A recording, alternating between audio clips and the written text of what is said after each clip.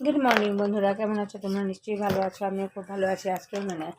আজকে হলো মানডে। এখন থেকে আমি আমার ব্লগটা স্টার্ট করলাম। এই কয়েকদিন ব্লগ দিতে পারিনি, নিশ্চয়ই জানো আমাদের ঘরে ছিল বাসন্তী পূজা, তার জন্য শ্যুট করতে পারিনি ভিডিও কিছু।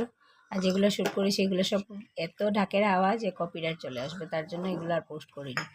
তো চলো, এখন সকালে খাচ্ছি চা খেয়ে বানাবো ব্রেকফাস্ট। তো চলো দেখতে থাকো আর সঙ্গে থাকো।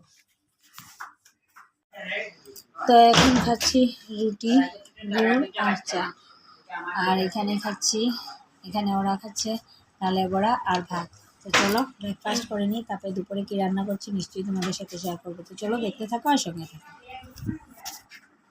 আজকে কি রান্না করছি দেখো। এখানে আলু দিয়ে লাউ গলা দিয়ে বড়ি দিয়ে করবো ঝোল। আর অল্প মাছ আছে। এখানে আলু কেটে নিয়েছি, মাথা দিয়ে করবো একটা ঘন্ট।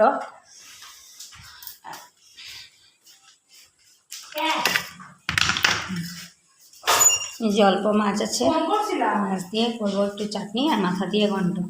তো চলো দেখতে থাকো আর সঙ্গে থাকো।